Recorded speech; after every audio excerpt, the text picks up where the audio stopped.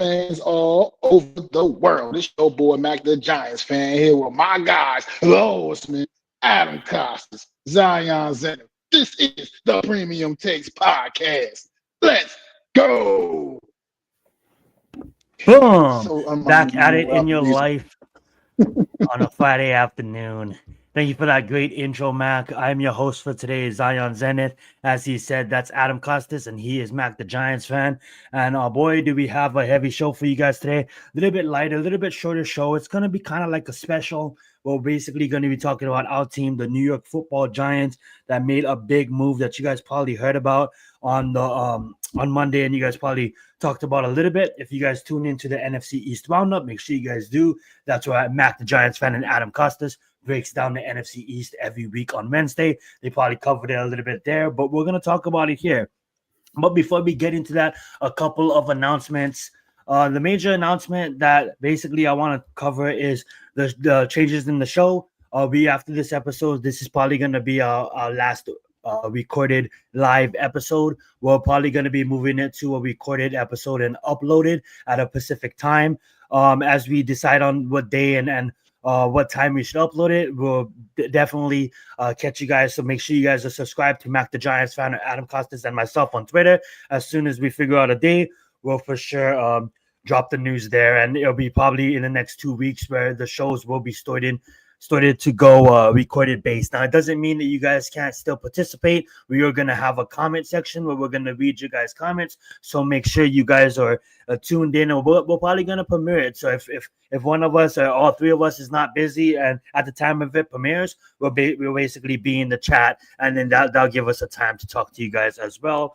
Other news just broke. I don't know if you guys been following it, but ESPN and Disney had come to the agreement with YouTube TV. So basically, Disney, the parent company of ESPN, a whole little debacle about the price that YouTube TV was going to charge for the membership. Disney was trying to raise the price. YouTube was like, no, we don't want to raise our subscribers. We don't want that to fall on the subscribers. We like the price point that we're paying right now for our YouTube TV. So for the past, I believe 3 weeks, you couldn't watch Monday Night Football. You couldn't watch ABC. You couldn't watch anything on YouTube TV, and you only could get those games on Hulu. In response, YouTube TV took away all the Disney channels. So it was a little bit of a streaming service battle, but that has been resolved. And if anything, we, the fans, really lose out of it all. I'm glad that it got resolved, and us fans are the ones that reap and that sow the benefits when this kind of shit happens. When it comes to, business, money is going to be money. The world operates on money, so obviously we understand why. But fuck, if this happened in the middle of fucking April, no one would give a fuck. But the fact is, in the middle of football season and your subscribers to YouTube TV can't get ESPN, that's problems. I'm glad that did get resolved. What's up, Holy Bacon 5063? Thank you so much for being here, my friend. David Rodriguez, thank you as well. And then Joe Ferris, Premium Takes, no bullshit. Absolutely. A lot has been going on in the world of basketball, guys, that I do want to cover, but we're gonna move that later on down the line. As the season gets deeper, we're gonna focus mainly on the New York Giants and the firing of Brian Dable. But before we go into that, Adam brought up a good point that we want to start today's off. So we've seen. I'm gonna set the stage, and I'm gonna let Adam take over. We've seen Brian Dable get canned on Monday, and I'm a big believer that it should have been a paired package. Now that Brian Dable has gotten fired and Joe Shane remained, I'm gonna pose the question, and I'll let Adam set up his question as well, being that this is his segment. Do you think that was the right move, guys? Go right ahead, Adam. Ladies and gentlemen, I have a bone to pick. The New York Giants obviously fired their head coach, right? They gave the assistant manager or the assistant head coach the job, promoted him to head coach. That's why they brought in Mike Kafka. That's why they kept him. Well, the Giants also brought in an assistant GM. Not many other teams have assistant GMs. So you bring an assistant GM, what is he there for? To, twiddle his thumbs? So clearly Joe Shane hasn't done a great job with his roster. And I know a lot of people are only looking at the present of what Joe Shane has done. And sure, he's gotten Jackson Dart and Malik Neighbors and signed Thomas and Dexter Lawrence. He also drafted Josh Azudu. He also signed Daniel Jones, one of the worst contracts in the history of the NFL at the time. Right. And we also lost out on guys like Barkley and McKinney because of his stubbornness and lack of flexibility and his pure reputation across the league.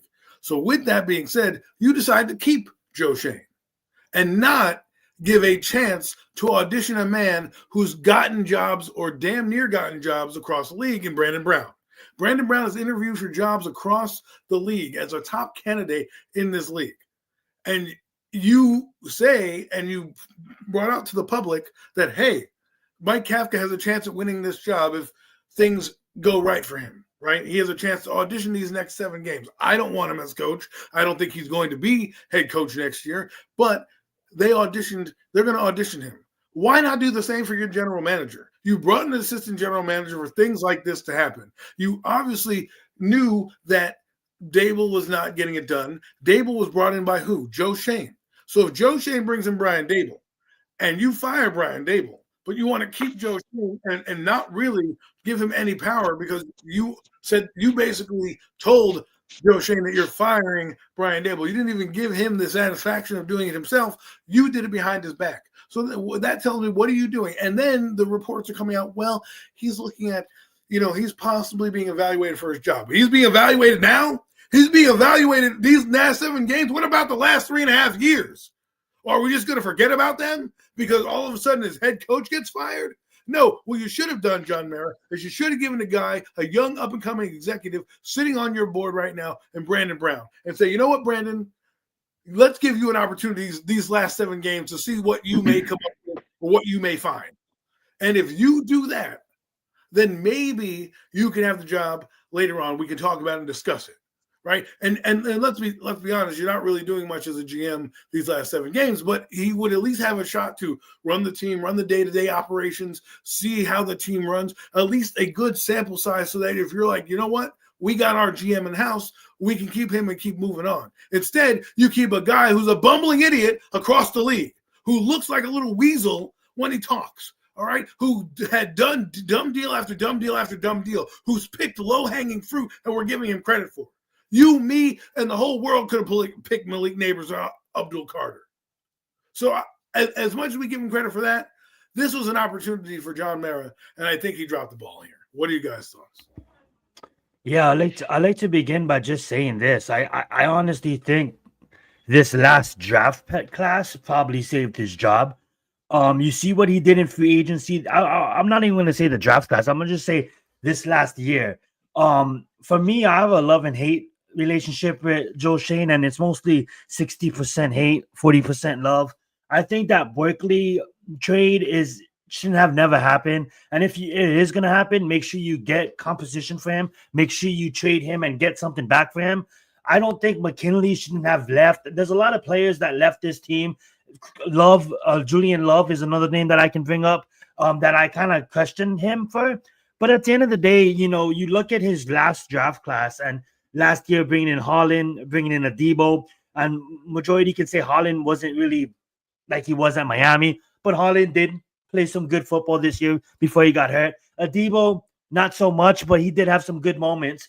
But when I look at Cam Scatterbo, when I look at Marcus Mabo, when I look at Fedoni, even though Fedoni hasn't even taken a few snaps on the regular football field yet, when I look at him and I see someone that just looks that just plays tough, and then you have the main guy at the helm in Jackson Dort, right? And you mentioned Abdul Carter. I kind of think with ownership, with Mera and the Tisch families, I honestly think that alone kind of let them save his job. Now, what I would have done is let him go because there was a ton of not free, but there's a ton of wide receivers you could have gone and trade for. And this guy is bringing people that I have to literally look up on Google that doesn't even have a Wikipedia page yet. And I'm like, who the fuck is this guy? But so there's a lot of questions that I didn't really necessarily like. Trade deadline comes and passes, and he doesn't make any significant move to better this roster. As much as I wanted Brian Dable out of the building, I'm not going to make an excuse about him, but it's like, how the fuck is this guy going to coach when literally his starting everything is gone? You know what I'm saying? But it is a good move to get rid of Brian Dable. We're gonna touch on the coaches. I'd like to see Max point on Brian Joe Shane's. And I honestly to wrap my point up, I think Brandon Brown is the smartest exec in that building, and I'm right on with you, Adam. I honestly think they should have fired Joe Shane and promoted Brandon Brown. That's a move I wanted to happen before last season. Even when that Hard Knocks episode came out and Brandon Brown is fucking sitting there, and I'm like, oh my god, that guy looks like he's really running the fucking team, and Joe Shane is just look. I'm Joe Shane. No one's gonna value a running back. Yes, they do, and that now is a Super Bowl winning running back, mind you. Go right ahead, Mac. Well, I just have a hate relationship with Joe Shane. I have no love for that man. I'm not going to pretend to have any love for him at all. I mean, he's just fumbled at every aspect of this job. I feel like Adam just said, anybody could have picked Malik Neighbors, Abdul Carter. I mean, talent like that. Okay, gee, you're not getting a cookie for picking guys like that. You're not going to get a pat on the back. Say, oh yeah, you got Malik Neighbors. Come on, give me a break. That didn't take much effort or much any kind of knowledge. Joe Shane.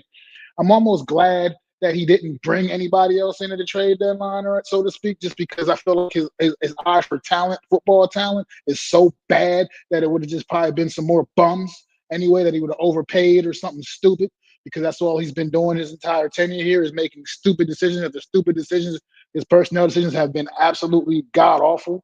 But at the same time, you also go the other way and be like, look, while we got Evan Neal, Jalen Hyatt, Deontay Banks, guys like that we could have at least maybe traded off and got some kind of draft capital for, you did nothing. He did absolutely nothing. And we're just sitting here like, in the case of Evan Neal, he hasn't played at all. Jalen Hyatt's barely played. Deontay Banks is only playing by default. I mean, because he kind of has to now, because with the Adebo injury and the other injuries and we've had in the secondary. So this Shane is a bumbling idiot. Like you said, to go back to I don't want to keep harping on the Hard Knocks, but he made himself look like a fool on that show.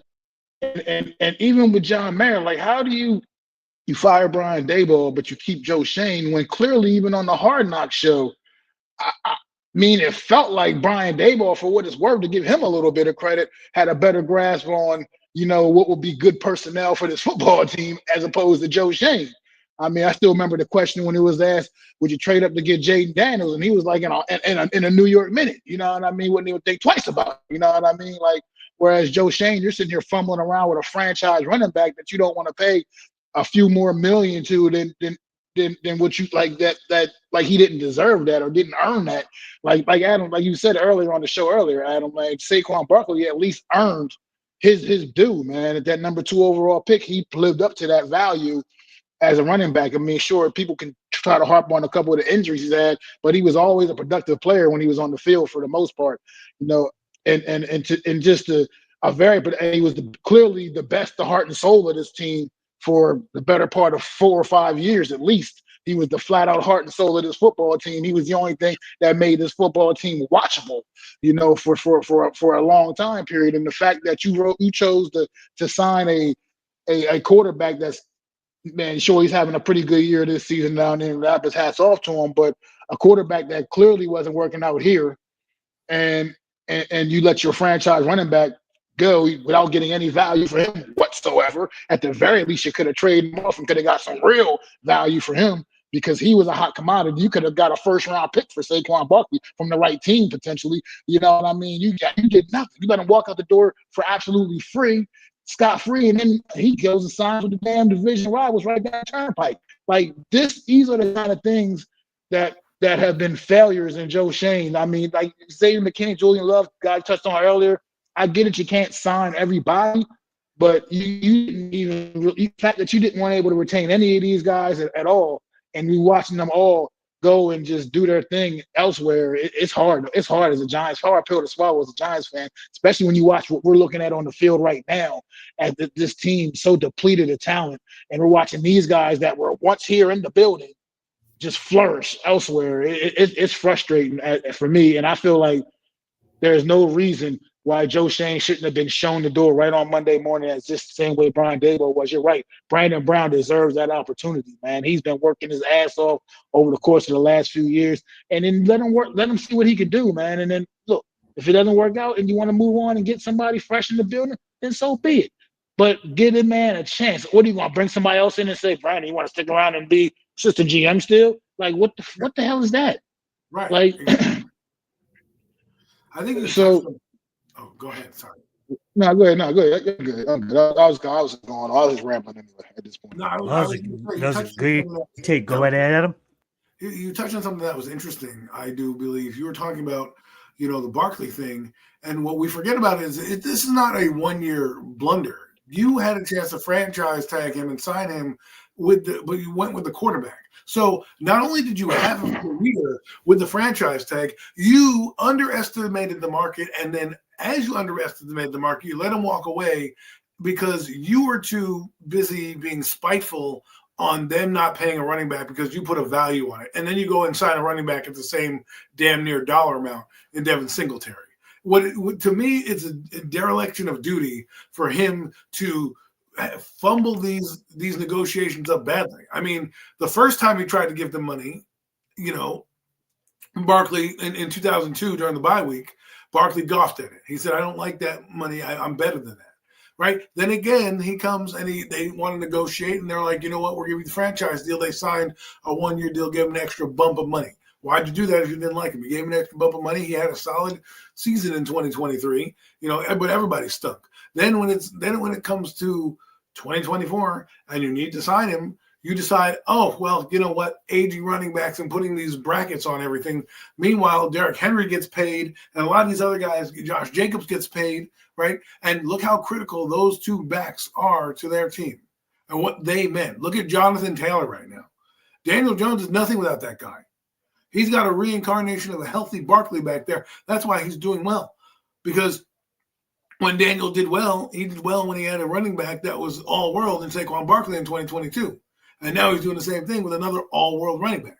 So the fact that you misplayed this whole Barkley thing, you didn't understand and appreciate his value to the team, right? And his overall value to the fan base who bought jerseys and really supported this guy, you flubbed it up. And I've heard negotiations about Julian Love and other things like that, the McKinney thing. He wanted to be here. These guys wanted to be here. And all they were asking for is to be paid, compensated pretty well. Those guys are now playing above their contracts, technically. Okay? McKinney is being paid as the best safety in the league. Guess what? He is one of the best safeties in the league.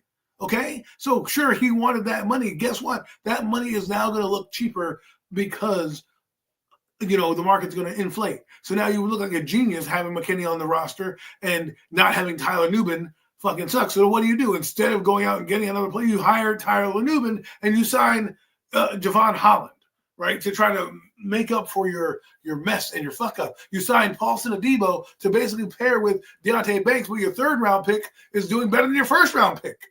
And then let's not talk about the Azudus, the McKeithans, the Darian Beavers of the world, these guys that we forget about because, they don't count. I was on a space before and they were arguing with me about, Joe Shane, the fourth, fifth, and sixth rounders don't count. They absolutely do, because that's the heart and soul of your friggin' team. Those are the guys that build out your special teams. Those are the guys that are your backups that are coming up. Like, how many times do we bang the table to see Thomas Fidone, right? 7th-round pick, he got drafted. And yet we're not doing that. We're not elevating him. We're seeing other guys get burned in a lost season. Like, this is the time to evaluate these guys. And I feel like you're giving Joe Shane a reprieve, and these last 7 weeks shouldn't determine his fate because he stinks. If it's going to take you 7 weeks to come to the realization that some people may not want to work with him, some of these candidates that you might want to bring in, or that he's going to look like a puss because he won't have any fucking – you remember the last years of Dave Gettleman and Joe Judge? They're in the draft room literally looking at each other like they hate each other's guts. Like they hate each other's fucking guts. In the draft room in 2020. I honestly, I agree with you, and I honestly think, like you said earlier in the show, I honestly think it is gonna come down to the coach. If the coach does wanna work with Joe, I honestly think Joe Shane doesn't really have that big of a say. I honestly think the New York Giants, they're gonna interview a handful of coaches, and I honestly think that one of those coaches if hired, a veteran coach if hired is gonna probably say yes or no on Joe Shane. I honestly, we all agree that he should have left the building the same time as Joe Shane. I'm sorry, the same time as Ryan Dable, but it is what it is. Anything else you want to say on the topic before you move on, Adam? Yes, just why are you going to let a guy like Brandon Brown possibly walk out the building without giving him a shot, right? Without giving him a legitimate shot and saying, you know what, the guy in front of you hasn't done well in 4 years. He hasn't produced anything. Sure, yeah, first overall picks, Neal, all this stuff, but they don't play. Then Jalen Hyatt barely seeing the field. You're basically putting Russell Wilson out there and putting your power in over your coach, who basically wants to start Jackson Dart, who he saw, and you have to trust the coach. That's what I said to Mac when we were doing these shows. And I was arguing for Jackson Dart, even when we were doing these shows. I said, I got to trust Brian Dable believes that he's seeing the quarterback that gives him the best chance to win, which was Jackson Dart, which Joe Shane did not allow him to play Jackson Dart because of Russell Wilson. So you made that choice. That guy stinks too. You need to put that on him. I want to see a new executive for the last 7 weeks to get a legit shot, because if he walks out the building, Brandon Brown, and goes to a team like Atlanta or one of these other teams that are going to need a GM, and he ends up doing well, and we're sitting here on our hands, sitting here fussing around with Joe Shane, still meandering around player after player, I'm going to be friggin' livid. Well said, well said. Alrighty, guys. So yes, that is the news on the GM. I think we all agree that Brandon Brown should have been promoted. But we diverse. That being said, speaking of Brian Dable, word on the street. I don't even want to open up this topic. I'm just gonna announce the news. We get you guys' thoughts on that.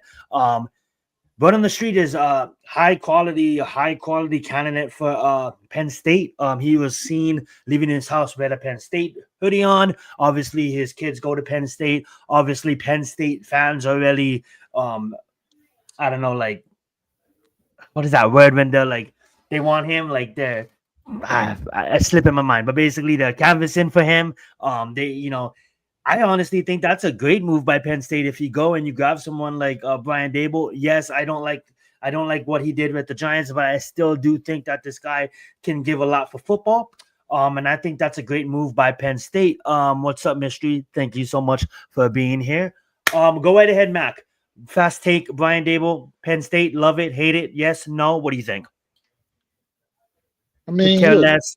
I could really care less, honestly. I mean, hats off to him. You go get a job. It's a good coveted, college job, a good history legacy there. Maybe he can get his head coaching, build his head coaching chops back up at the college ranks. I just think right now he was in over his head here, man. It just wasn't working out. Whatever he was selling, these players weren't buying it. Maybe he can get, and maybe his methods, some of his methods, from the way I hear somebody on his methodology, the way he speaks to the players, that'll probably translate a little better in college, than at this pro level anyway. That could have a lot to do with some of the issues that Brian Dable had here with the New York Giants. Things I've heard. Now, after the guy gets fired, all of a sudden all dirt comes out, all the tea gets spilled, and you just hear all these different random things, all these different blow-ups and whatnot he's had. And so, like, maybe he just needs to kind of find himself a little bit. So, good luck to him if that works out. A man got a family to feed, man. All that kids. Ray got a lot of kids. You got a lot of kids. You got a family to feed. So you got to take care of the family. You know what, Mac? I'm not saying I wish for the guy to be unemployed forever. Just go find some work. Whatever it is. Yeah, and you know what, Mac? Before I let Adam go, the guy is well respected around the league, football, not only NFL but also college. And for people who played with him since his days at Alabama, they really respect Brian Dable, and a lot of the media. He has, I don't know why, but he has a lot of respect for the media. I would love to see him at Penn State. Go right ahead, Adam. Love it, hate it. Who cares?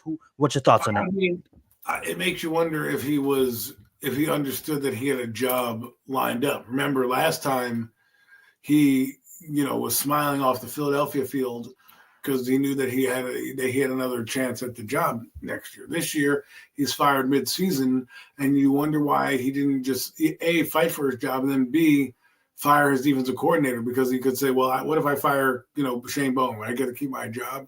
I know it's a lost cause. He's probably getting fired anyways at the end of the season, but this is something that normally doesn't happen in Giant universe. So the fact that he's, already at Penn State. I don't know if it's official or if he's just visiting there. Not official. It's just being talked about. But if he does get a job there in college, maybe it works out for him better. And he'll have to do a lot of explaining with Lake Martindale and like what went on and, were you sabotaged? And it just makes you wonder, like, maybe this is the best thing for him because once all this dirt comes out and Penn State's not in a rush to get a coach right now, right? They still have time. They're in the middle of their season. They could figure out a lot of things. They could say, you know what, Brian, we want to get the job, but we're just going to ride this season out. Or, if they have a bowl game or there's the off season coming up because in November their seasons end if they don't make a bowl berth, right? Maybe they hire him in December and say, hey, it's your job. And I think that's maybe where he can go rehab his career a little bit, because of the NIL and because of a lot of these programs growing, a lot of these coaches are going to have platforms to go back to and make successful programs out of these college programs. And then you'll have more of a pool to pick from when you're going back into the pro ranks, right? So I think if he gets a chance, good for him. But I'm after this, I won't know where Brian Dable is until he signs with another team or I Google him at some point down the road. Well said. And I'm just high on the news because obviously I'm a big SC fan and Penn State is in our conference as the Big Ten. And I want to see Michigan versus Penn State. You know how lit that'll be? Like you get Brian Dable's offense versus not Bill Belichick's Rent Mortendale's defense after that shit handled. Oh, that'll be fun to watch. And I think that'll be a fire move for him for his football career. But obviously, I'm excited for the future of the Giants. A few things we want to mention. As you down below, as you see, I mentioned 15 coaches. Now, all of those coaches, they're not in order. Obviously, they're just a handful of coaches. I just came up with 15 names that I could see coaching the Giants, and I think we talk about them. Let's start with the interim coach right now. Mike Kafka got promoted to Giants interim head coach. And before we talk about him, I'm going to give a special shout out to Tim Kelly.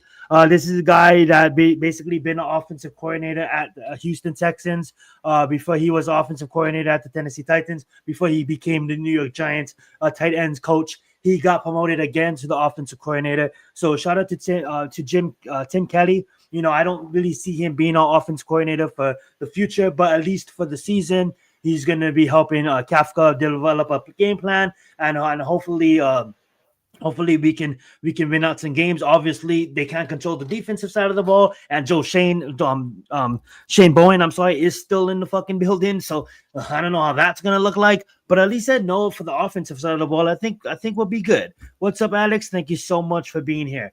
The reason why I say I think we'll be good because I like Kafka. He's calm, he's cool, he's collective. Listening to his press conference, I respect the guy. You know what I'm saying? This is the guy that basically been around football his entire life, ex-player. This is the guy that doesn't it doesn't look like it's going to be too much for him. Now, will he be a regular head coach? That's probably not going to happen. The only way that's probably going to happen is if he fucking does some kind of miracle shit and he does win out and the Giants go 9-8 and okay, that fucking happens. I don't even care if they give you the fucking job. You know what I'm saying? I'm going to be a fan, but that's going to be horrid. But what I do like about him is he was calling the offensive plays this whole season. And we've seen this offense put up 30 points multiple times. Did we win those games? No, but we can score and he can move the ball. And I just think him calling the plays, I don't think it's going to be too much for him. I don't really want to touch on Mike Kafka too much. I'm just going to give my take for him. If he wins out 9-8, that's the only way. 8-8, 9-8. That's the only way that I'll even consider him of being a head coach because I do truly believe that there's a lot of veterans out there, as you guys can see below, that we're going to talk about that can turn this ship fucking around. I know you guys covered him a little bit on the NFC East Roundup. Get a minute each. Go right ahead, Adam. Mike Kafka, what do you think about him? I think he's part of the problem. We act like he wasn't calling plays under Brian Dable. Brian Dable clearly gave up play calling this year, right? The offense is not the issue. The offense is not the issue. The defense is the issue. And so, to me, if you fire a coach, just let him go. I mean, I hope he does well for his next job or next gig, wherever that may be, Mike Kafka. But to me, I don't think he should be the head coach of the New York Giants. I mean, I think they need a stronger personality in this room. I think they just need to clean house in general. If you fire the head man, why not everybody else? Now, I would let the next coach, if Tim Kelly happens to call plays better. I mean, Tim Kelly's not even calling plays, so he doesn't even get a chance to showcase anything. He's just gonna have the title, exactly. Right. So it's not even like you're giving a fair shake to call plays to get a job with the next coaching staff that comes in and you can go, hey, look, Tim Kelly made these calls. So I know I went over my time, but Mike Kafka is a thumbs down for me. Thumbs down for Adam. I love it. Yeah, it's pretty much a thumbs down for me as well. But like I said, at the same time, I'm also a realist. If somehow this team was to somehow run the table and look very good doing it, and it was like, I mean, it has to be something just so extraordinary that that it cannot be denied to retain him, that it's undeniable that you need to retain him. Then no, I mean, he's part of, like Adam just said, he's part of a problem, man. He's part of what's been the problem with this football team, and he's been a part of this. Like I said earlier, guilty by association. So be it, man. This is the way it is. Because even if we won, okay, hypothetically, we run the table and go 9-8, which ain't gonna happen. But if we did, we're still not gonna make the playoffs because the way things are aligning right now in the NFC, especially in the NFC right now, there's gonna be probably a couple of 10-win teams maybe they're going to end up missing out of the postseason. So 9-8 ain't going to get it done. So the reality is, if he was able to, like I said, have this team run the table, look so great, look impressive doing it, then okay, there's a conversation to be had for sure. But I really don't want any parts of it, man. I got, like Adam said, clean slate, man. Move on from this entire regime. I just want to counter that point you made. Because I don't care if he runs the table. Look at the class of coaches that's coming out. I'm not going to sit here and say, oh, well, you ran the table, great job. When I have a chance at McCarthy or somebody that I deem could be better, right? Like the Giants do that too much where they're like, oh, let's get the guy. If you have a better candidate coming in and getting the job, this team needs to be, I think. I'm saying is, it's not even my fault. Let me clarify what I said. Because it's not even just about running the table. I said, look, impressive running the table. Something that is so undeniable that you just got to give him a legitimate look. That's what I'm talking about. I'm not talking about even just winning the football game. I'm talking about it has to be something where, like, he has his team looking more disciplined than we've ever seen, more everything, like everything locked and loaded, where it's just something where you can't gloss over it. And you got to be like, well, damn, Kafka really got this team straightened out, man. Like they ran the table undefeated the second back half of the season, like just railroading people. Like when it's something I'm talking about, it would have to be something to that level. I don't think it's going to be, so I don't think it's something to worry about. I agree. I don't want any parts of it. But I mean, if it was something so extraordinary that you just can't look over, that's what I'm talking about. And I'm not talking about just winning all the games. And I'm looking at it like this. This may be the only opportunity that the Giants have at these coaches that might be on this list, whether you like it or not, whether it's Gruden, Tomlin, whomever the case may be, right?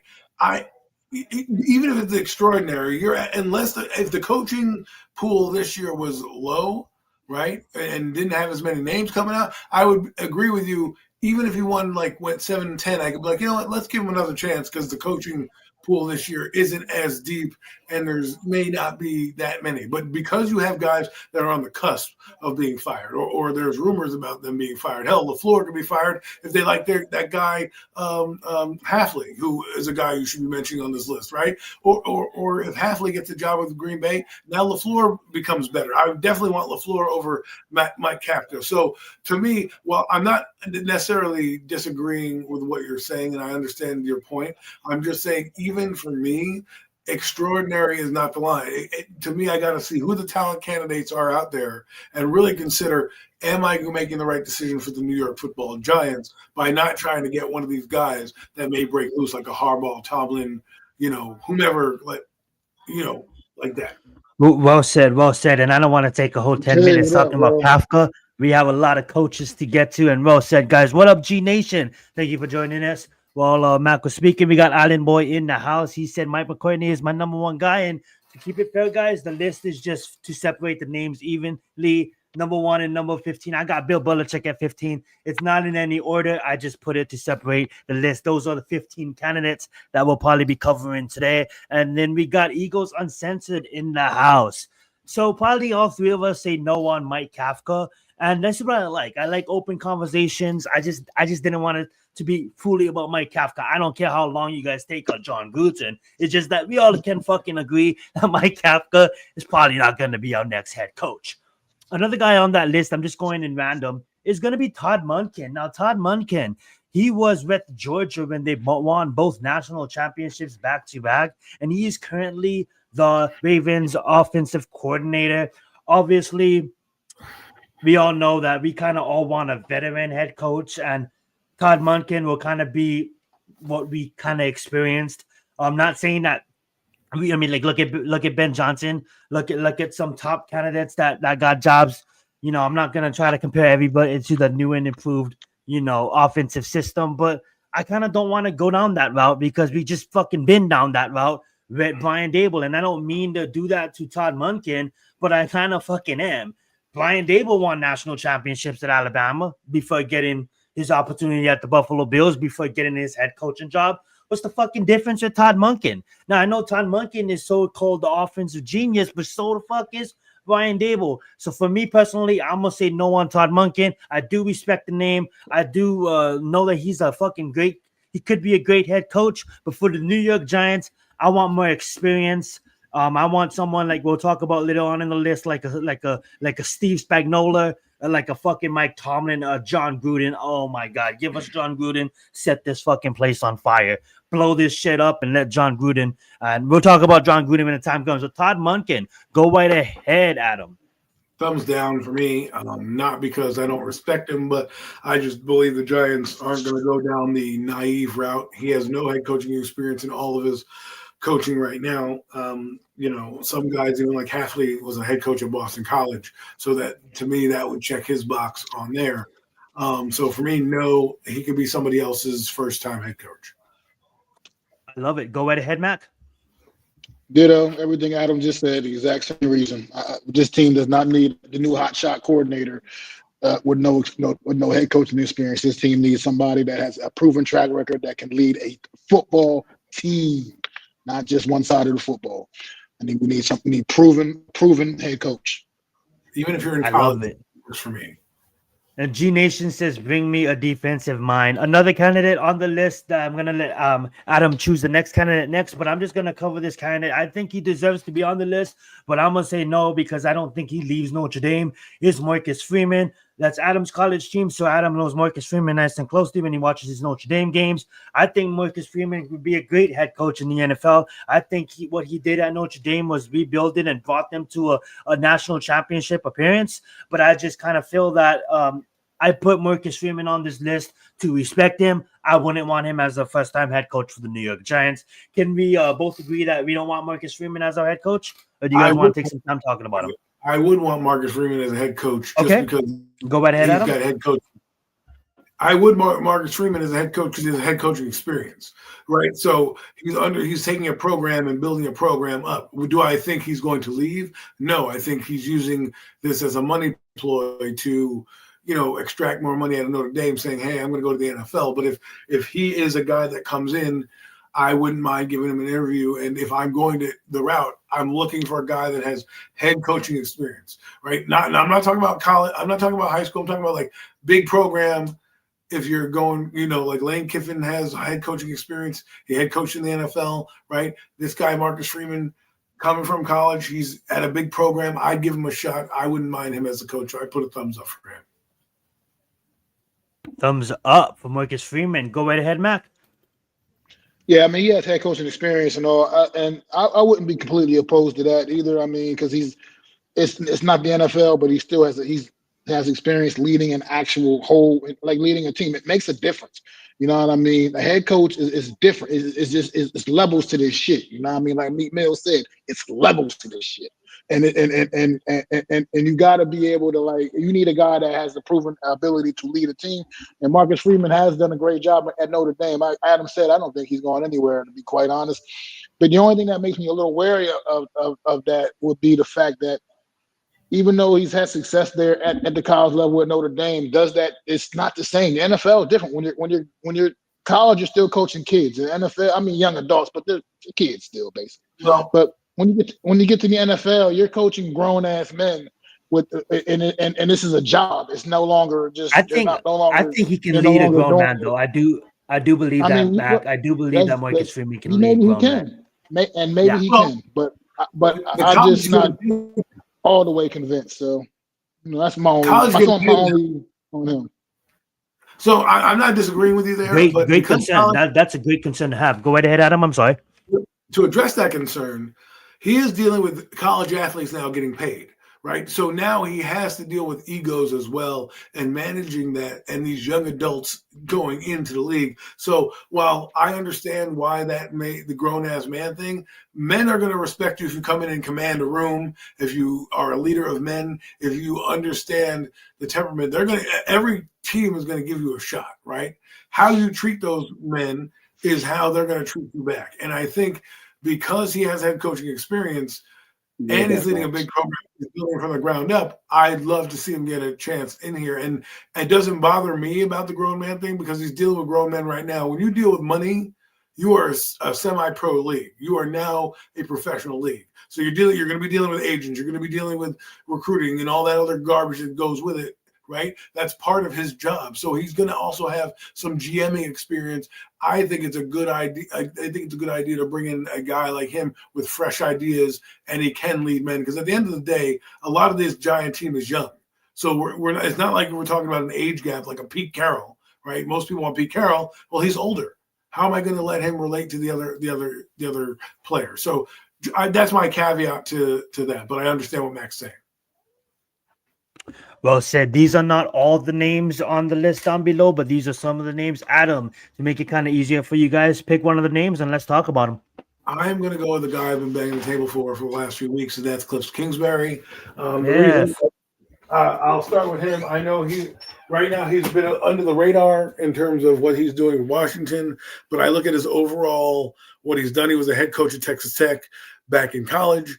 He moved up the rank. He also played in the NFL as well. He also had head coaching experience with the Arizona Cardinals. Then he went back to college. Now he's coming back to the NFL. He went back to the NFL for a reason.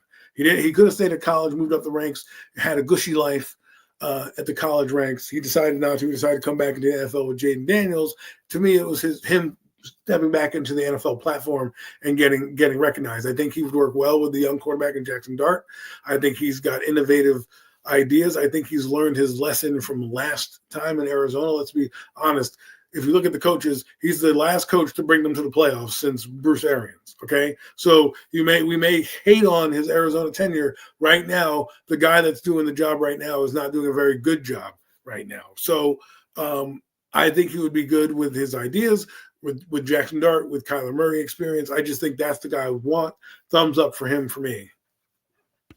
I'm right on with you. I'm double thumbs up in it. I just think Cliff and Dort is magic waiting to happen. Thunder and lightning in a bottle. I just honestly think that Cliff, his air raid system out of what he did at Texas Tech, bringing that over to Arizona, obviously it didn't really work right away, but he was one of the best offensive minds and still is one of the best offensive minds in football. You've seen what he did with Jaden Daniels his first time touching, NFL ball in the NFL. I'm sorry. But that being said, like you look what he did with a rookie. I should have said it that way with Jaden Daniels last year. I just think a year two, Jackson Dort under Cliff as a head coach. He's gonna bring in his guys. That's what this regime kind of needs.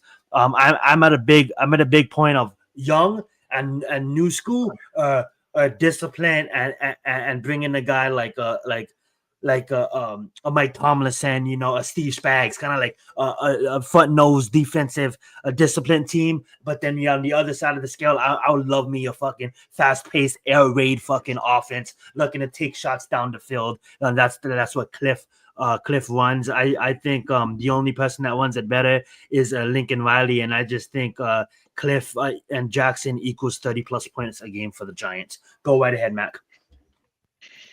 Talking about Cliff Kingsbury, I would assume.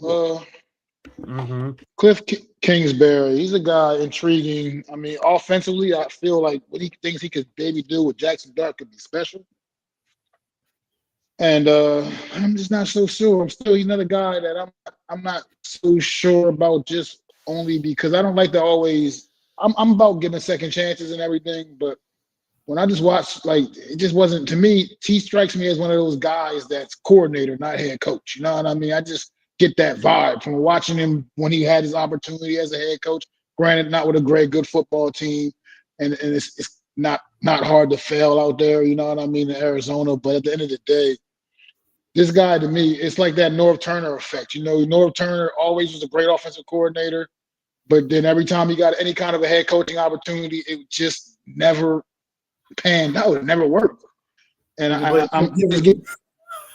just kind of get those vibes from Cliff Kingsbury, man, where great offensive mind could be great for any good young quarterback, but I'm just not so sold on him as a head coach. Well said. Mac, pick a coach off the list. If you need me to bring up the picture, I can bring up the picture again. If you see one that we haven't talked about that you want to talk about, please talk about it. Let's talk about There's Gruden the again, list. man. Let's talk about John Gruden. Let's talk about Gruden. Let's go. What's your thoughts on John Gruden? Go ahead, Mac.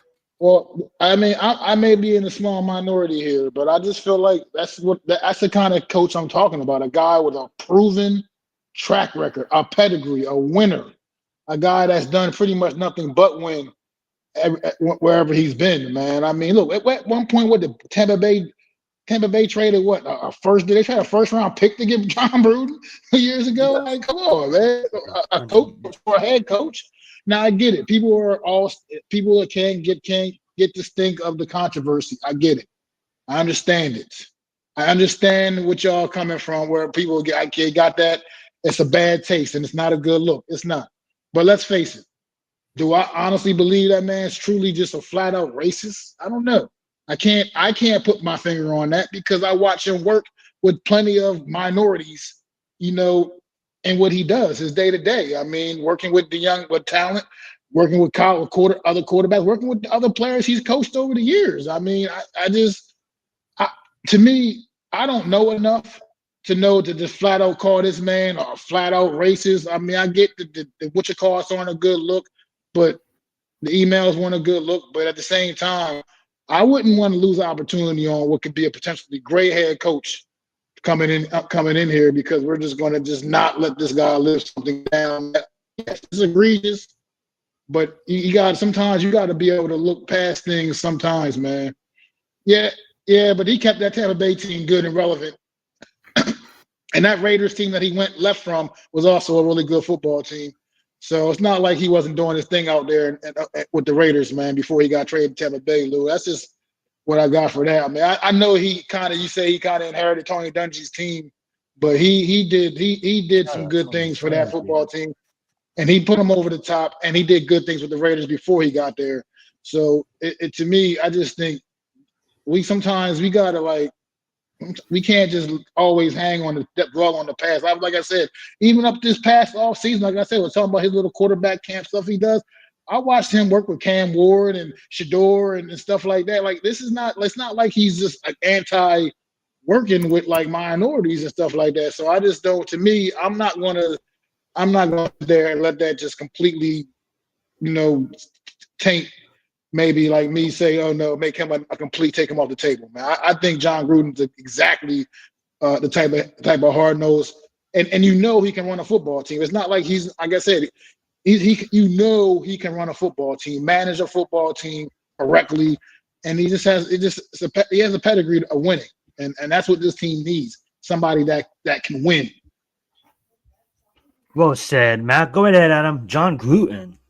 I mean, that's unfortunate that Tony Dungy's name doesn't get to be on the Lombardi Trophy where John Gruden's name goes. I mean, as much as it was Tony Dungy's team, he took the team and made it better and put it over the top, right? I mean, I understand what Tampa Bay did, but they were good. They weren't Tony Dungy good. Tony Dungy didn't put him in the Super Bowl. Right now, I get what he built that team and everything like that. I would want John. Tony Dungy did win another Super Bowl a few years later. Go ahead. But who his quarterback was No, the one he didn't only. win the Super Bowl with Brad Johnson at the helm. That booty ass squad of a thing, right? Like he couldn't do that. So he brought. If you look at that Tampa Bay team, he brought an island of misfit toys to the Super Bowl. All right, Keen McCardell, Keyshawn Johnson, like Brad Johnson, a couple of guys. Like they were not. The only thing that was Hall of Fame on there was the defense, where you have like 4 or 5 Hall of Famers on that defense. And he built that defense up. And, he didn't build that defense up. He coached it up enough and to get them to be the dominant unit that they were that year, right? They were absolutely dominant that year. And he went to the Raiders twice, made that team a winning program. Who knows if the Tuck rule doesn't happen where the Raiders are, right?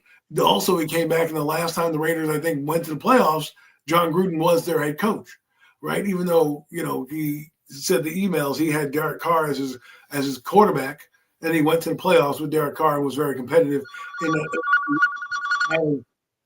as those teams grew with the Mahomes of the world and everything like that. So, would I think he can build a program here? Yes. I mean, is he controversial? I mean, I guess I didn't read the emails, and at some point, it's not like he murdered somebody. You know what I mean? Like Max said, he's dealt with many employees of minority status. So I don't sit in the room with him. I don't know what he does, right? But all I can tell you is that if he has time and he has autonomy to build a football team, he can do it well. And I don't think it's going to happen.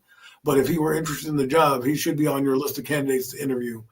At least that's how I feel. Yeah, absolutely. And I think this is what this list is about. I think it's not about it's just about who's available. And as a 5-star organization, we should be looking at John. Now, as far as the racist stuff goes, like Lou brought up, I can't talk about that. Like Adam said, I don't fully know. Obviously, there's a lot of shit in all of our private life that we don't want out there. And if it was out there, that being said, I'll leave it at that. But that being said, though, I do like John Gruden because he knows football. He knows football. I like watching his breakdowns of these matchups every week. I follow his YouTube channel, and I'm going to admit, John Gruden want me some money. Listening to him and picking with him want me some money. The guy knows football, man. Regardless of what you think about him, he knows football, and I just think it gets this team where we back need to be disciplined. Discipline is back in the fucking building. Hard cut nose practices is back in the building. He's gonna be fucking living on that fine line. Like he's gonna be trying to press, be on the point, but I'm gonna make the point. Like Japanese squid vessels, that Chinese squid vessels that just hover 2001 miles off the coast of these borders to harvest squid, but they don't pass the border because they're still in international water. That's what John Gruden is. All these fucking practices, they're like, oh, you can't hit no more, or you can't this. John Gruden is gonna push it right up to the line, and then if I was like, you put, what do we got now? We got motherfuckers blowing on each other and shit. Like pause, but practice is not practice no more. When John Gruden practices, it's gonna be fucking practice. These motherfuckers are gonna be tired in warm-ups. That's what this football team needs. Go right ahead, Matt. Well, maybe we won't give up 33 points in the fourth quarter. One just last thing about the whole John Gruden thing, the controversy. So, like I said, look, here's the thing about him. Is there anybody that has anything on true record where they see him out? Like, he's not like going to Klan rallies and shit like that. He's not fucking like, here's the thing. He's guilty of being caught doing something that probably a lot of people do. You know what I mean? Like, and he thought it was something that was never, other people wouldn't, it's not for everybody's eyes. You know what I mean? But you got to think about the reality of this world. Is when you think nobody else is going to see things, people think nobody else is going to see things, so to speak. And it was then the kind of culture. I'm sorry. But it's just the fact that this something like this gets blown up when it's somebody like him because he's John Gruden, obviously. You know what I mean? So I don't think he's guilty of of anything that other people don't just do around in the world. I mean, it's just like I said. If he was out with a white hood on, marching at Klan rallies, and or this fucking swastika tattooed on his goddamn shoulder or something like that, or whatever, okay, I get it. I would get it. You would obviously, what I mean, that would be a whole different ball game. But I just think you literally. You literally see the man working with if he was truly a racist, and if somebody that's truly a racist, they don't give a damn. They racist, and that's what it is. They're not. You wouldn't have seen him working with like Cam Ward and working with the other African American quarterbacks or any Right? minority I quarterbacks. don't. Yeah, I For don't that matter. think He that. just I don't wouldn't. think It that wouldn't happen. Dave Portnoy will put his brand Barstool Sports on. That's his brand, and for him to work with John Gruden, for him to be that core financer behind that show on YouTube. And Barstool is a big fucking brand, big in the industry. So I don't think they'll go and risk it. And John Gruden got DraftKings, I believe, as sponsors. And exactly what you said, it was in the height of cancel culture. And I mean, like if John Gruden was a UFC coach, had something to do in the UFC, this shit happens every fucking weekend. I'm not trying to be mean. I'm just being honest. The NFL and the fucking the NBA, like the NFL, the no fun league. You know what I'm saying? Like everything gets hype, and magnified, and it's almost as if like you got to walk a really fine line when you're dealing with the NFL and all these fines and shit like that. What Cam Scadaboo had to pay $20,000 to 15,000 just to peeking his head into the 10. He didn't go into the 10. He just peeked into the 10. And obviously that's something different. But from $15,000 for that, I can honestly see these emails not being fucking as bad as it's not like he was on the Epstein list flying to fucking these kids. I'm not trying to go there, but you get what I'm saying. Let's move on though. A candidate that I really do like that would probably be equal to John Gruden, if not more. He's my number one choice for head coach. Is Steve. I just think that he's going to go down in history as one of the best defensive coordinators in football. He won multiple championships with two different organizations. And I just feel that this is the time to separate yourself from Andy Reid. Everybody's talking about the Patriots. Everybody's talking about Green Bay Packers. Everybody's talking about like the Eagles and the Lions. No one's talking about the Chiefs. And watch the Chiefs fucking do it again. And if the Chiefs do it again, I just think that's the right time for you to separate yourself.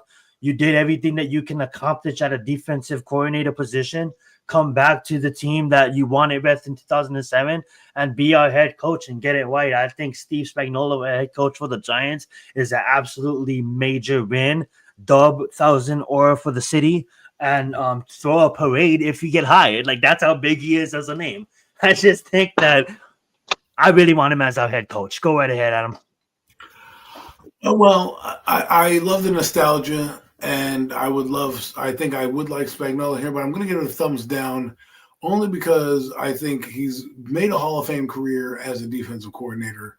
He's had a couple of head coaching jobs and has been abysmal. I think just because his age, to me, I don't want to ageism him out, but I'm talking about if I have Dart here for the next decade, that guy's going to be like 73 by the time Dart is still cooking. So I would like a guy that can kind of age with my quarterback as he goes and not be an old curmudgeon. Now, I know that Pete Carroll has done it, but, to me, I don't know. I mean, if he comes in here, I'm not going to be like, oh, my God, I hate the pick. But I also am just giving a real take on – I'm just giving him a thumbs down just because I think his time has passed, and I think he should just stay where he's at right now as a defensive coordinator. Unless he's bringing over Andy Reid, I don't know if it's going to be as easy for him, and I don't want that to hurt his legacy if he fails here. I got something for you before Mac makes his point because I think that'll kind of add to Mac's decision too. I have Lane Kiffin up here as a head coach, but we just seen Cliff Clary come over from Texas Tech and be a head coach for the Cardinals and not really worked out. I say right now, if someone like Lincoln Riley was to enter the league and he comes as an offensive coordinator, he'll be one of the top offense coordinators in football. I honestly think the same for Lane Kiffin. I think if he makes that move, he's a head coach from the Ole Miss. You know what I'm saying? He has experience. Brett Jackson Dort. And if he doesn't make that head coach to head coach jump, if he comes in and he becomes the Giants offensive coordinator and Steve Spagnuolo is our head coach, does that change your mind on Steve? It doesn't. My mind's not changed on Steve Spagnuolo. Go right ahead, Matt. Go ahead, Matt. Steve Spagnuolo, I feel the same way about him as I feel about Cliff Kingsbury, man. I just think some guys are coordinators, some guys are head coaches, man. And I think you got to know your lane, man. And Steve Spagnuolo, once again, he's had a shot. He was a terrible head coach of the Rams. He had a shot as an interim head coach with us when we fired Joe Judge. He was the interim, right? If I'm not mistaken, right? Spags was the interim head coach with us. And then granted, those are, I mean, once again, terrible football teams. And you're not inheriting a good football team here either. You know what I mean? So I just think some guys, you got to know where your lane is. Look at the guy, the old man from the Eagles years ago. What's his name? Jim Johnson? Is that what it was? Yes. The defensive coordinator? You know how many head coaching offers that guy was getting year in and year out, but he just knew to stay in his lane, man. He knew to stay in his lane. That's the guy that's been coaching for like 60 fucking years, huh? He's still coaching. Some guys just you think it's Well, still I think I'm still guy on the Bengals. Is that guy on the Bengals? You got to ask yourself this question, though. Go. Sorry. I interrupted Matt. Let Matt finish. I'm sorry. No, I just think some guys just gotta know their lane, and I think Spags is just a good defensive mind, good defensive coordinator. I don't think he's a good head coach. Well, my question is, he won. There's a couple Super Bowls he won. He's at the pinnacle of your sport, and you didn't leave then. I mean, I understand that he's earned it now, but usually look what happened with the Eagles. They won the Super Bowl in 2017, and Gannon and Shane Steichen both leave to go get head coaching jobs because guess what? The iron's hot because they won a Super Bowl. So he's had plenty of opportunities the last however many years. The Kansas City Chiefs have been to 5 Super Bowls or something like that in the last 6 or 7 years, and he's been the coordinator for all of them. So it's not like he can't. It's not like, to me, I would win at those times. They may not make the playoffs this year or be a deep run in the playoffs this year. We'll find out because this team is the Kansas City Chiefs. You never can count them out. But for me, I'm not saying I would be mad that the Giants hired him. I'm just saying I have to give him a thumbs down for me as a Giant coach. If he decides he wants to coach in another team he wants to come to, great. I just feel like that opportunity has come and gone, right? Two to both of you guys. Spags would be fucking amazing. No, just all right. I get the point. Okay, I want to bring up this fucking legend. Okay, this GOAT right here. This is the guy I thought you guys was talking about. And this guy denied head coaching jobs over and over again, and he's still fucking coaching for Tampa. Shout out to Tim fucking Moore. Okay, born in 1938, a consultant.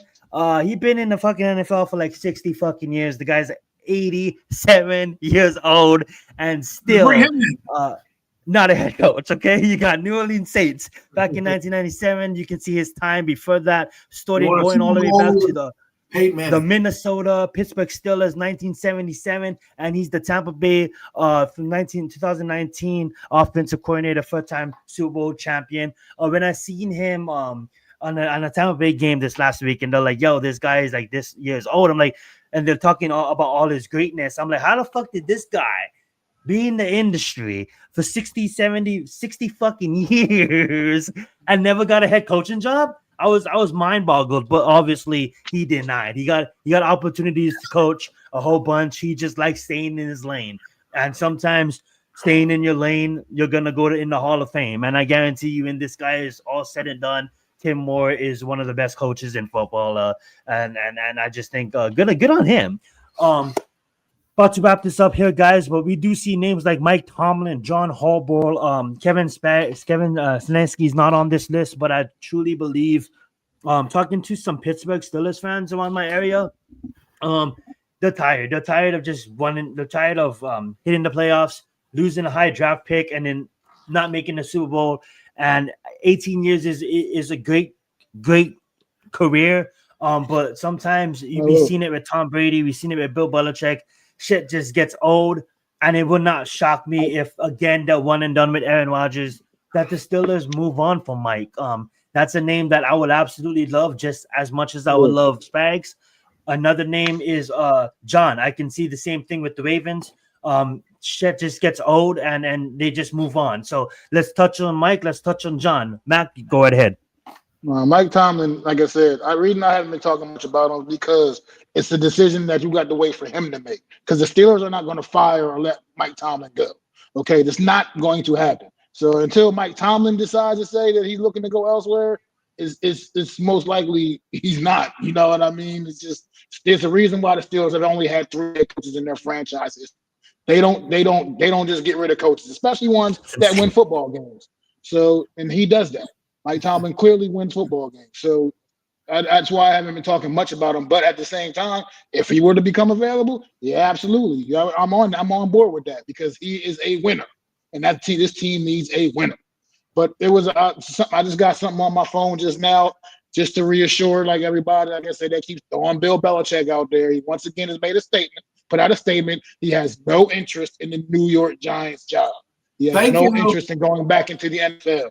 He's confirming that. He's confirming that. So people on the Bill Belichick train. Now, granted, a lot can still change from now until the end of the offseason or whatever. But come on, let's get off that train for right now until he becomes available, at least.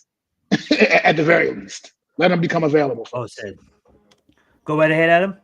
Well, people complain about winning too much. You know what I mean? Like, oh my God, we got to get rid of Mike Tomlin because what do? We win so much. Like, great coaches, everyone wants to get rid of them because they win football games. I mean, I'm sorry that the ebbs and flows of a team, goes up and down, right? The guy has had a winning record most of his years in the NFL. Okay, so the fact that you want to get every year in the NFL, every year in the NFL, he's had a winning season, and we're like complaining about it. The New York Giant fan would be salivating at this shit right now. We've had a coach that has won 5 games in the last 20-something. Okay, like give me a break about this bullshit. If Mike Tomlin becomes available because the Steelers decide, and I agree with Mac, the Steelers won't fire him; they'll ask him to resign. Right? They'll say, you know what, we're not going to fire you, but we think you should step down, right? And we're going to give you the opportunity to step down. That's how I think they would phrase it. And if they want to keep it in the family and say, but I do have this cousin that has a job opening, I would tell him, you know what, I drive there, pick up Tomlin myself. I'd be a chauffeur. I drive, I go to Pittsburgh myself, say, Mr. Tomlin, you don't know who I am, but I know you, and I'm going to drive you to 1925 Drive in East Rutherford, New Jersey as your chauffeur because he is that great. If you want to throw him out because you're tired of winning, okay, well, then I'll gladly take him. Well said. Alrighty. I think we should let's cover some of the younger guys. I know how we kind of already feel on first-time head coaches, but I mean, like, it would be awkward not to talk about these candidates because they're doing absolutely awesome work. As for their respectful teams. As they pull down on the list, I'll read them off. Obviously, we don't need to take our time to touch on Mike McDaniels, Dolphins head coach. Let's touch on Jesse Meitner, Georgia's defensive coordinator. We got Joe Brady. A lot of people like him, Buffalo's offensive coordinator. And Clint Klubnik, I had it on Saints offensive coordinator, moved over to the Seahawks offensive coordinator. Any one of those names that you guys want? If anything, if I have to pick one, it'll probably be Clint. Due to as what he's doing with his team right now in Seattle, and has that offense looking great. But outside of that, I'm not really high on any of those names. I just wanted to mention them. Go right ahead, Mac. Go right ahead, Adam. Well, the thing is I would want Clint Kubiak just because he's an offensive guy and his dad was a head coach with the Texans and with Denver Broncos and things like that.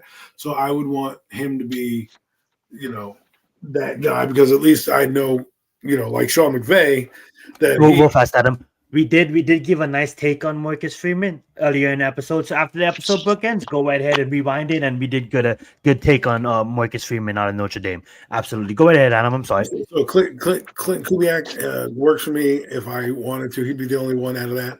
Jesse Minter, while I like what he's doing in Seattle, I just need if he had head coaching experience in college, like the guy that I like, that I'm starting to get around because his name keeps coming up, Jeff Hafley with the Green Bay Packers, again a head coach with Boston College. To me, that would give me more, a little bit more interest in him because at least he had a chance to be a head coach somewhere, and I can at least use that, and he can explain to me, pulling guys. So, and I think Kubiak would have a good list of, candidates to pull for other other things. So I think that's why I would pick him. I do not want anything to do with Joe Brady. It's already bad enough we had one Buffalo guy come here. I don't need another Buffalo guy to come here and try to save what another Buffalo guy did. Joe Brady was a hot commodity in the coaching cycle. I understand. I know what he's doing with Josh Allen in that offense. But to me, I would stay away from him just because of Joe Shane. Well said. Go ahead, Mac. Look, I mean, I'm not. My opinion just feels the same as it has been. Like I said, I think this New York team, this team needs experience, proven winner. At this point in time, like I said, only way I'm even really looking at any of these coordinators and new, whatever guys are if we exhaust all our options with veteran, proven candidates. You know what I mean? That's just or how I feel about it. I'm standing on that because this team needs a leader, a proven leader. And I just don't want to take a flyer on a new guy. Not to say those guys don't deserve opportunities. I don't think the Giants are in position to take a flyer on some guy that you just not sure what you really truly get. That's all. So well said. Well said. Well said. All right, guys, we have two final candidates to break down as we covered the list. And thank you for mentioning that guy out of Green Bay, Adam. I forgot to add him to the list as well. His name has been moving around town. That being said, the last candidates we do have, and I will think probably most likely the most likely to get the job is probably Mike McCartney. And another one is Mike McDaniels. I honestly, let's touch on McDaniels first, the Dolphins head coach. I don't think that's a good move on us. I would love it just because he's awesome and he's funny, but being awesome and funny doesn't translate to what this team needs right now. This team needs a guy like Mike McDaniels, someone that, sorry, not Mike McDaniels, Mike McCartney, someone that won a Super Bowl, someone that basically was 12-5 for 3 years with offensive with the Dallas Cowboys. His first year that he coached there, I believe Dak was hurt, and his last year he coached there, Dak was hurt. So if you take out his 5 years, the 3 years that Dak wasn't hurt, he went 12-5. So that's a guy that I fully believe he never really lost his team. And that's a guy that is basically puts us back into contender and where we should be in the right direction. I won't mind both of them. If I had to pick one, I'll probably go with McCartney just because of the experience and just because that's just kind of what we need right now. We need someone like Mike McCartney, whether you like him, whether you don't like him. We need someone like him to come in and to be honest, he's probably the betting favorite right now for the job. So that's how I feel about both candidates. But boy, would fucking press conferences be awesome with Mike McDaniels. But go right ahead, Adam. Go right ahead, Mac. Look, I don't want Mike McDaniels. I'll let you know that. I'm cool on him. But McCarthy is interesting to me because he fits into what I'm talking about. Proven track record, proven winner. People have really have strong opinions about Mike McCarthy, but guess what this guy does as a head coach? He wins football games. That's what the New York Giants need, a coach who can win football games. And sure, he's got the one title in Green Bay, and he hasn't quite found that success again. But at the same time, Mike McCarthy has been a proven good quality head coach in this league, and it to me, he's the type of candidate the Giants need to really be pursuing hard and looking closely at. Those are the kind of candidates, people like him, guys like names like that, because this guy wins. He knows what it takes to get a football team prepared and win a football game, and I think we have some pieces that he can work with. I believe we do got a couple pieces that he can work with and have this offense cooking like they were in Dallas, like they used to in Green Bay. The offense is not even terrible right now, considering all things considered. Well, when Jackson Dart's out there anyway, offense isn't so terrible. But look, I just think we need a proven guy, point blank and period. And Carthy just fits that bill, so I'd be perfectly fine with that. And before you go, Adam, that is a name that if he does have that interview, I say he can be that name to tell ownership, yeah, I'll take the job And if he doesn't like Joe, he'll literally tell, yeah, I'll take the job, fire Joe Shane. Bring me a fucking GM that bring in my fucking people. Go right ahead, Adam. What's your thoughts on Mike? Well, Both Mikes. with double mics, Mike McDaniels, he's funny, I guess, but that doesn't win you football games. I would love him as an offensive coordinator here to reestablish his value as a head coach. I think right now you need to give him a little bit of a break.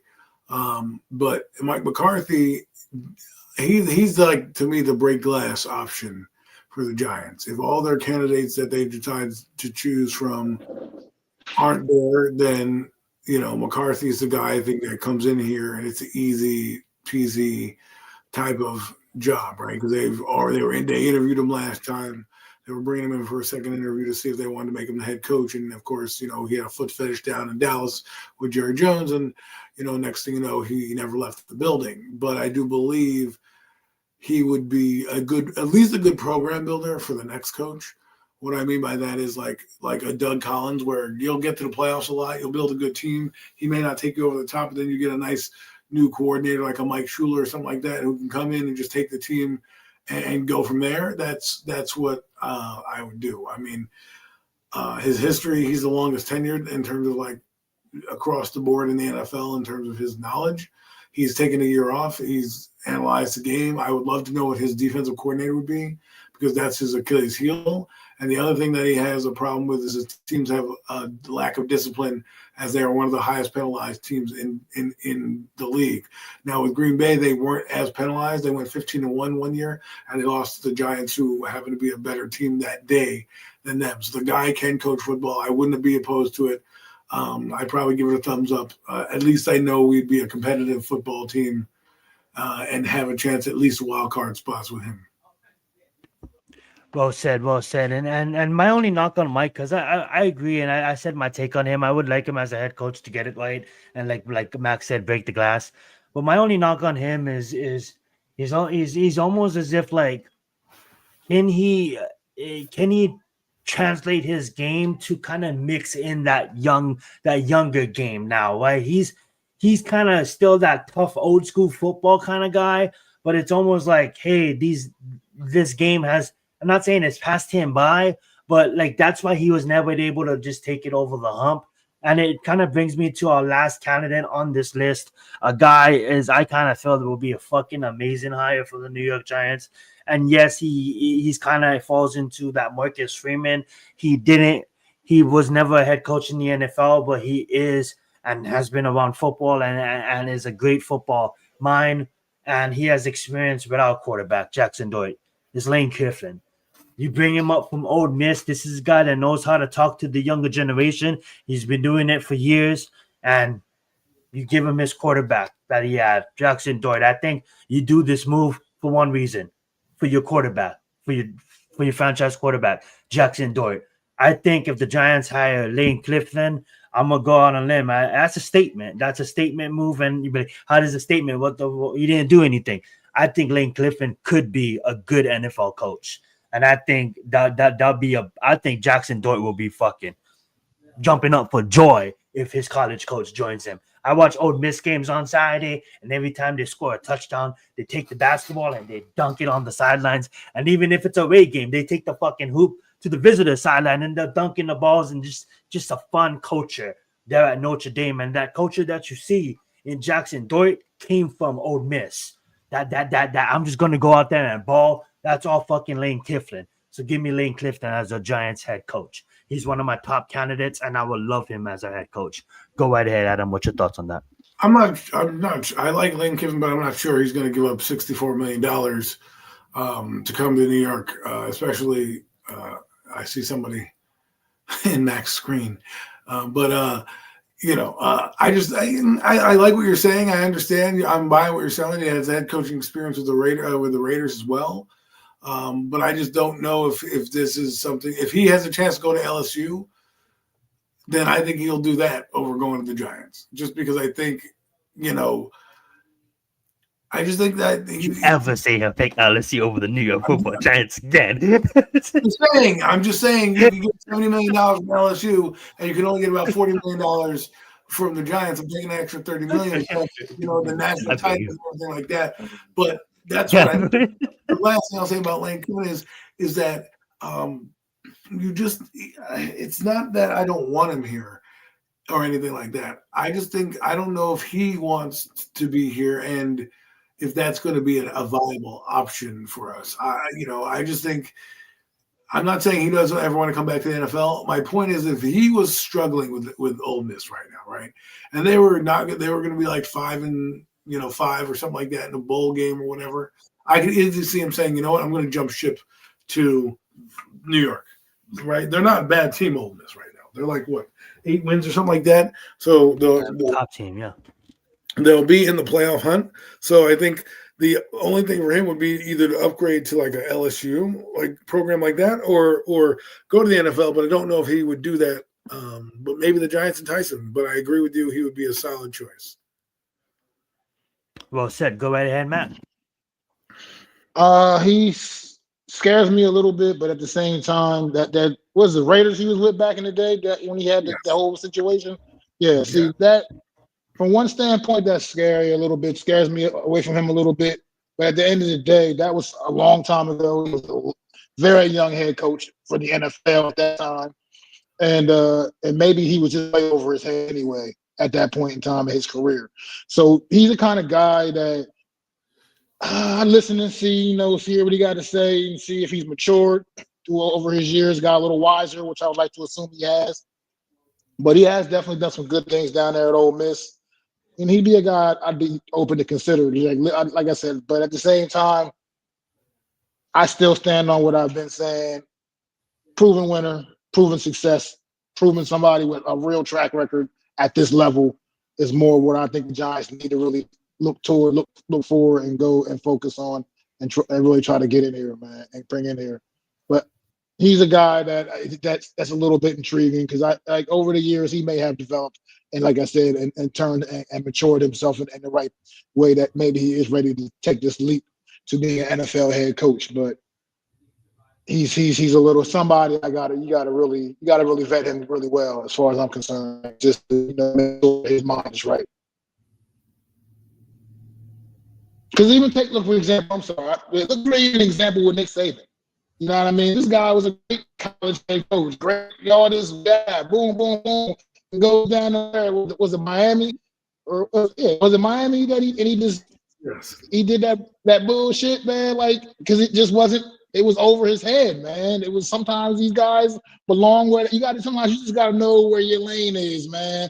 And I don't know if Lane Kiffin is one of those kind of guys. That's why I'm kind of like, you got to vet him real well and make sure his mind is really right and ready to be an NFL head coach before we would really make him a serious candidate. But Jackson Dart connection is all well good. That's all makes sense from that standpoint, absolutely. But he's just one of those be careful with a guy like that. Look at that smile! Don't you want him? Yeah, you guys are absolutely right. I think if you vet him really well, and I just think he would be bomb. And I love the concern because we've seen it in recent years of high candidates coming in, Urban Meyer, and not really showing out. That being said, guys, that is probably gonna do the show next week's episode. Forgot about Urban Meyer. Jesus, I forgot about you.